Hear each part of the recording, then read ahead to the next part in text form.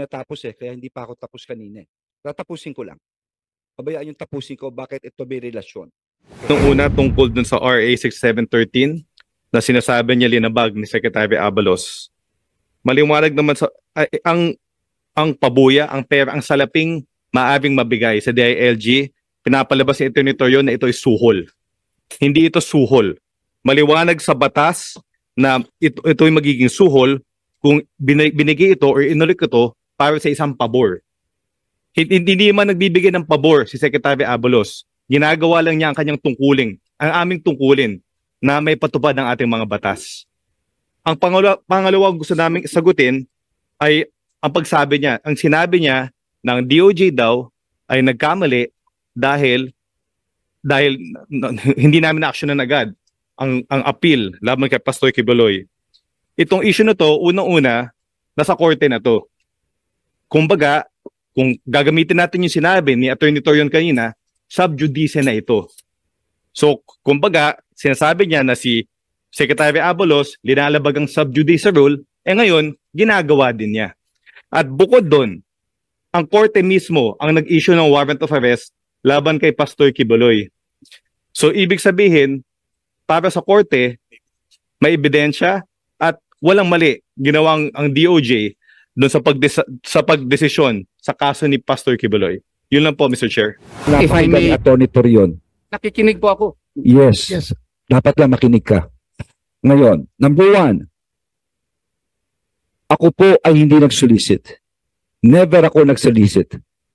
At hanggang ngayon, wala ako natatanggap ni 5. Wala. Hanggang ngayon po, Mr. Chair. Pangalawa, napakaklaro ng sinabi ng Department of Justice. Andito ngayon ang DOJ. Pagdating sa batas, dapat tignan natin ang sinasabi ng Department of Justice at klarong-klaro ang sinasabi ni Yusek Nicolas Felix T. tungkol dito. At pangatlo, sabihin na natin yung sinasabi ninyo, matagal, etc., etc. Kaya naman tumagal to, hindi siya sumusuko Di pasukuin nyo si Pastor Quiboloy. Kaya nga nagkaroon tuloy ng warrant of arrest Matitigil lamang to kung siya'y harapin niya ito at sinasabi nyo naman kanina, hindi ko naman sinasabi, klaro naman sinabi ko, he is deemed to be innocent until his guilt is proven. No? So dapat lamang ito. No? So yun naman po ang aking sagot. And let it be on record na yun po ang posisyon ko rito. Thank you. There's no use of for this investigation. It's not German already. Sir, Chair. Yes, go ahead. If I might finish kasi hindi ko pinatapos kaya hindi pa ako tapos kanina. Tatapusin ko lang. Pabayaan yung tapusin ko, bakit ito may relasyon. Okay? Okay, go ahead. Bakit ito may relasyon? Klarong-klaro na huminto ang investigasyon. Huminto ang kaso. Sinasabi ni Atty. Torion ng side ng kliyente niya, hindi tuloy masabi. Huminto ang investigasyon sa Senado. Huminto sa RTC Pasig, RTC Davao. Nakakagulo ngayon ng pulis para hanapin siya. Hanggang ngayon, hinahanap po siya. Ngayon, hinahanap ito, sasabihin natin, excessive force, lahat po ginagamit. Masisisi ang pulis. Pero, dinidian ng pulis, hanapin si Pastor Quiboloy, hanapin siya. May difference. Mr. Chair, this has a direct correlation. Bakit?